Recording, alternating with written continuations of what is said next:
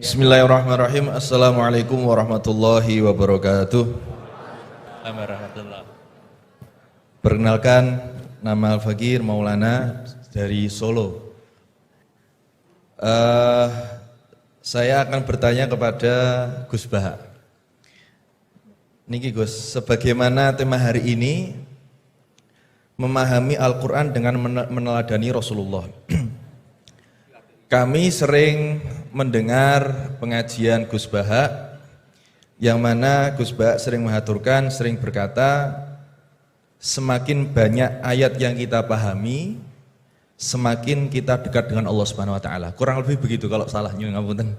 Atau bahkan Syekhona Maimun, Mbah Maimun menika juga dawuh, seberapa banyak kamu paham Al-Quran, maka sedekat itulah kamu dengan Allah Subhanahu Wa Taala.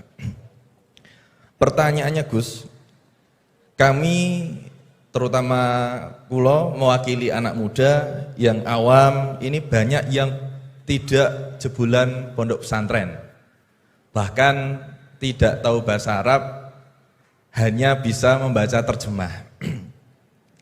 Lah ini sedangkan panjenengan sering dawuh kalau misalkan memahami Al-Quran itu harus malian bil Arabiyah, harus menguasai mufrodat banyak bahasa Arab. Tapi kita ini juga pengen dekat dengan Allah.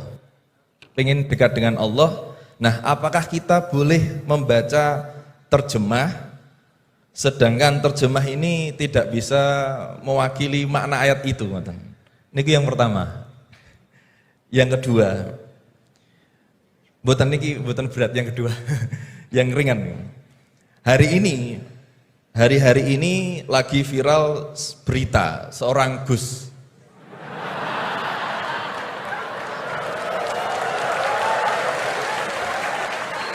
Mohon izin. Yang mungkin berceramah dengan kalimat yang kurang baik, mungkin diniatkan guyon tapi malah melukai hati orang lain. Tapi Masya Allah Gus Baha guyon tapi tidak pernah melukai hati orang lain.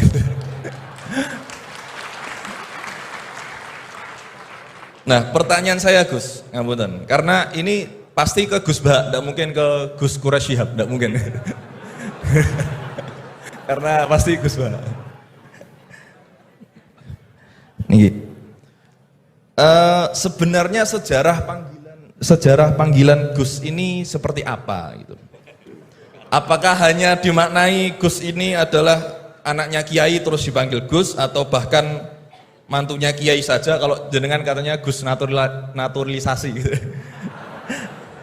Atau Gus swasta atau apa itu. Atau bahkan bukan siapa-siapa kemudian bisa dipanggil Gus. Sehingga misalkan kita sekarang bisa ini berlomba-lomba menjadi Gus bareng-bareng. Jadi pokoknya lomba-lomba. Nah, dan apakah ini hanya di Jawa saja? Karena di Madura juga kami sering mendengar ada panggilan Lora. Lah ini sejarahnya sebenarnya apa gitu loh. Apakah juga kalau sudah menjadi kiai tidak bisa menjadi Gus lagi? Atau kalau sudah menjadi Gus tidak bisa naik menjadi kiai? Gitu ya. Itu pertanyaan yang kedua saya. Dan nyuwun sewu, di zaman Rasulullah itu apakah putranya Rasulullah juga dipanggil Gus? Kan juga tidak kan.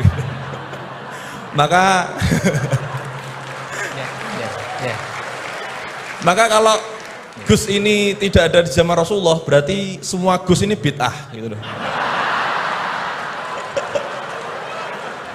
Karena Gus tidak ada di zaman Rasulullah. Ngerti nggih. Nggih, jadi intinya sejarahnya dan standarisasi Gus itu apa yang orisinil gitu. Yang kalau misalkan di Indonesia ini yang Gus orisinil hanya jenengan, berarti semuanya palsuan gitu. Lah ini tentu bisa dijelaskan Gus. Ngapunten, matur suwun sangat. Wassalamualaikum warahmatullahi wabarakatuh. Waalaikumsalam warahmatullahi wabarakatuh. Baik, terima kasih Gus Maulana. Selanjutnya saya mungkin yang laki dulu ya, laki-laki nanti baru pindah ke sini. Silakan yang pojok ya.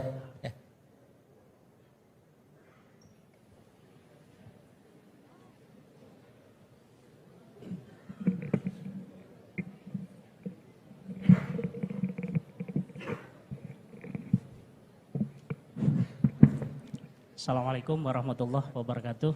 Waalaikumsalam warahmatullahi. Terima kasih Pak Rektor atas kesempatannya. Yang saya hormati Gus Baha, Prof. Quraisy. Saya Jamaluddin Ghaffur dari Fakultas Hukum UI. Ingin bertanya ke Prof. Quraisy dan Gus Baha.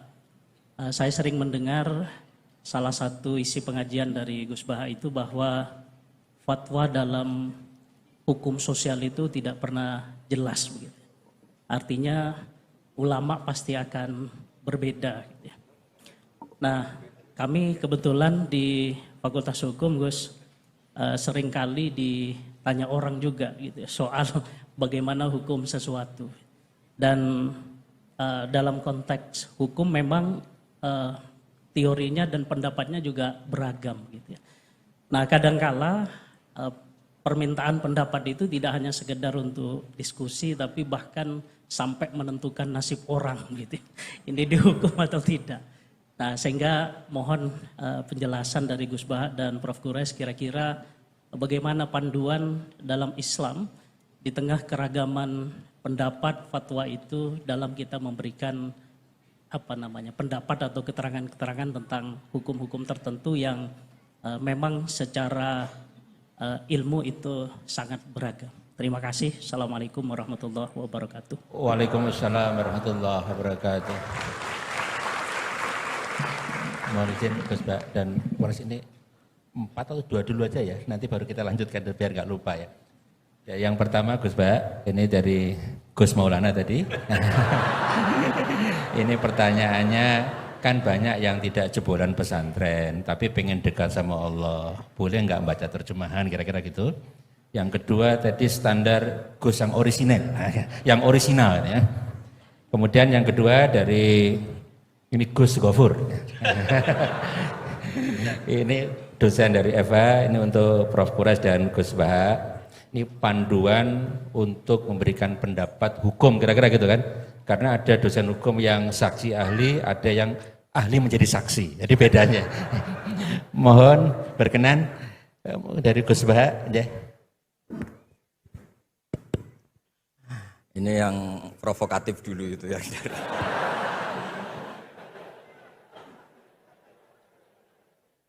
Semoga diampuni oleh Allah Ta'ala.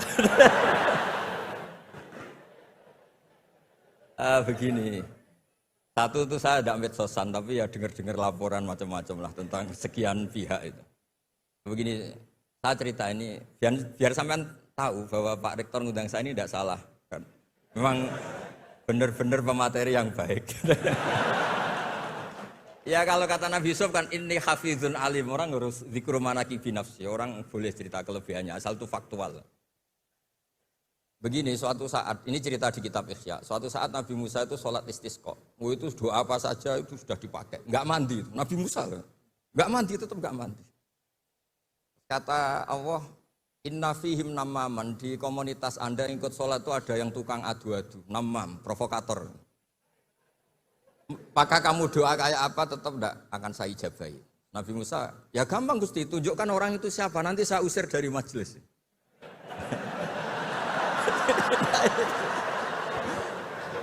Jawabnya Allah itu lucu. Saya ini orang yang mengharamkan namam, mengharamkan namimah. Kalau saya menunjuk orang itu berarti saya juga namam. Intinya itu Allah terus mengabaikan sekian peristiwa namam. Jadi kalau pertanyaan provokatif terus kayak gitu tuh mesti diabaikan oleh Allah Ta'ala. Karena nanti repot itu. Repot. Memang saya termasuk Gus yang asli itu jelas kalau itu.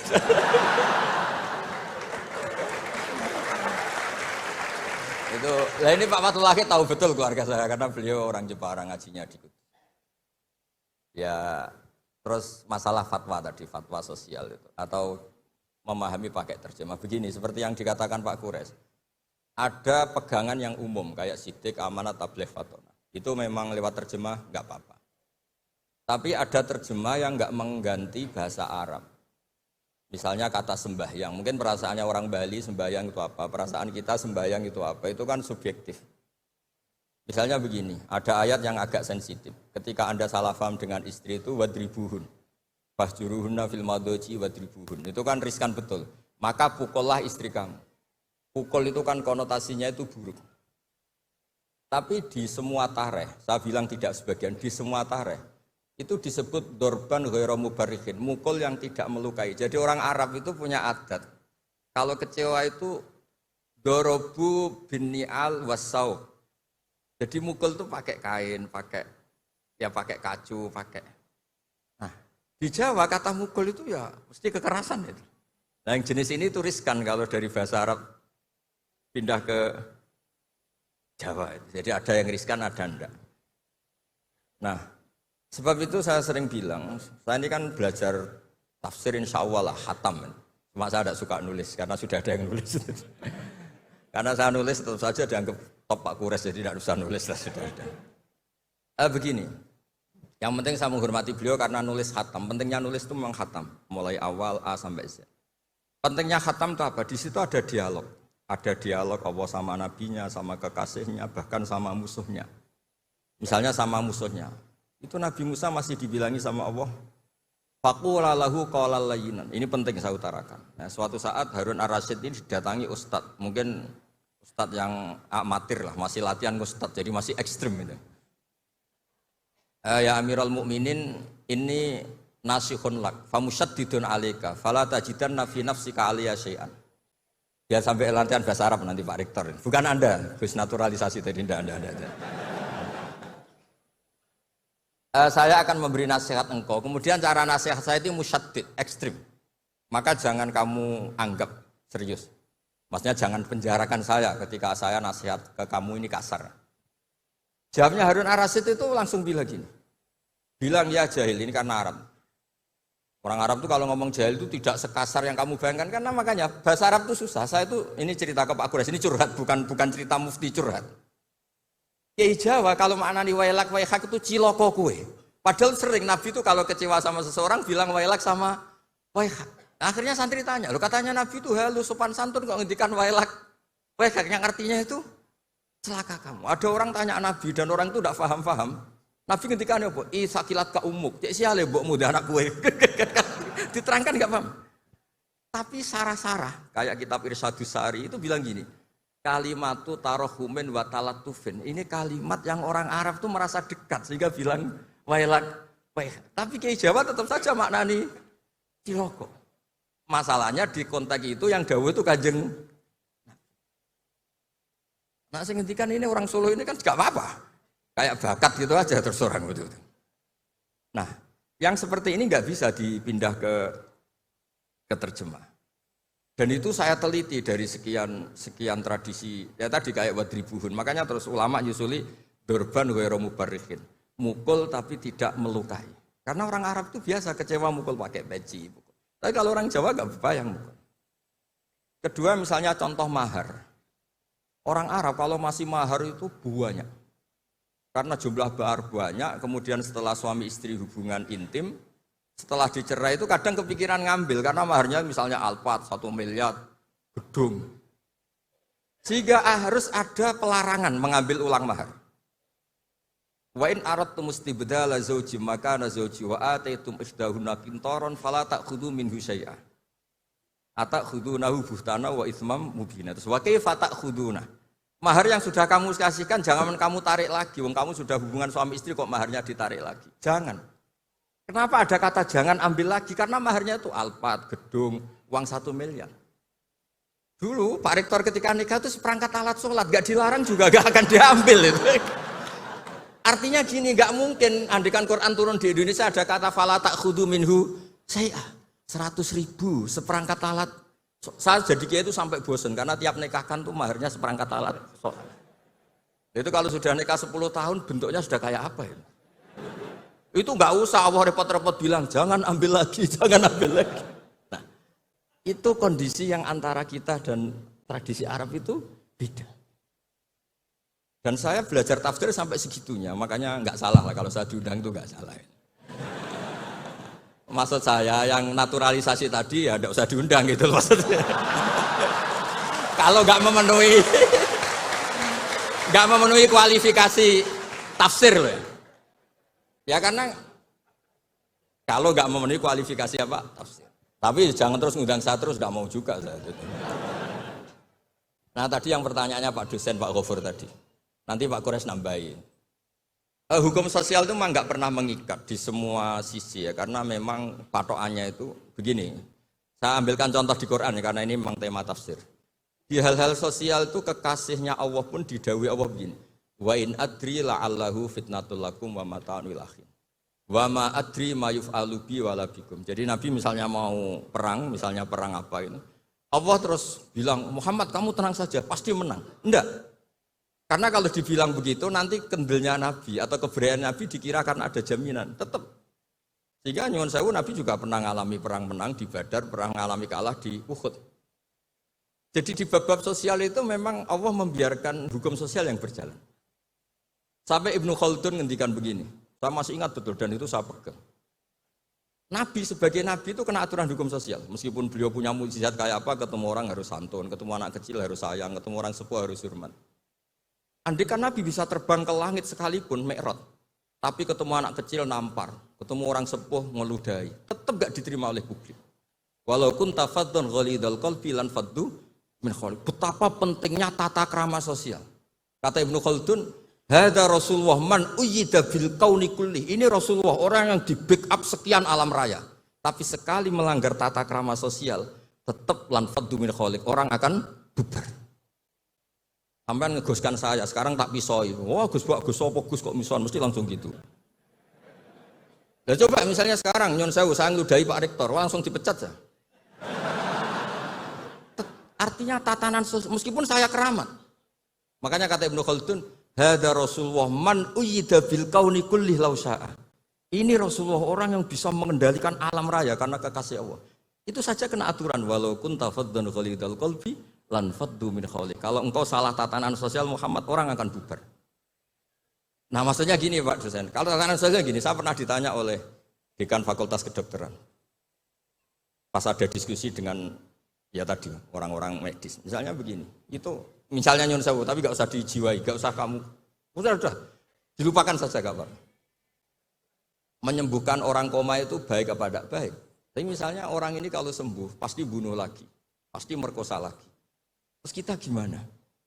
Ngasih makan juga sama. Orang miskin nggak bisa makan, nggak bisa apa-apa, nggak bisa makan, nggak bisa apa-apa. Berkahnya nggak bisa makan, nggak bisa apa-apa, dia tidak nyuri, tidak bunuh, tidak merkosa. Dan orang ini kalau sehat lagi akan begitu lagi. Wajib ngasih makan dah. Itu mesti orang itu, weh, kasihlah kemanusiaan. Atau jangan nanti kumat lagi. Jadi hukum sosial itu mesti mindsetnya ulama itu beda-beda. Saya sering matur ke Pak Quraisy, saya itu pernah kata santri saya pernah katanya diundang ke Malaysia juga pernah katanya diundang ke Maroko. Saya bilang sudah yang kelas-kelas internasional Pak Quraisy saya ada usaha. Kenapa? Jawabnya sederhana. Nanti kalau saya sering keluar negeri, terus semua kiai seneng keluar negeri, terus yang ngulang pondok saya siapa? Terus gue iling-ilingan nak neng dunia ono kiai desa sing alim, kata saya maksudnya kiai desa tapi maca kitab ya cek bener rofa nasab. Tapi saya seneng sama kiai-kiai yang keluar negeri karena ini mewakili syiar. Saya seneng sama UI karena syiar gini. Tapi saya jangan disuruh jadi kiai di UI. Nanti gajinya tetap. Kalau kiai kan sering dapat gaji min khaisul layah tasib. Kayaknya jumlahnya banyak saya maksudnya. Jadi yang hukum-hukum sosial tuh biarlah alam yang. Ya sudah setuju ya. Oh ya pokoknya gitu. Silakan Prof. Quraisy tadi terkait dengan pertanyaan panduan untuk memberikan pendapat, terutama pendapat hukum. Panduan dalam Islam untuk memberikan pendapat, terutama pendapat hukum karena punya implikasi kepada misalkan yang menjadi terdakwa. Kalau pendapat hukumnya salah, ya jadi hukuman yang diberikan juga salah. Tamanya seperti itu ya? Ya. Panduan Islamnya seperti apa, Pak Quraisy? Itu kan prinsipnya begini, jangan bicara kalau enggak tahu.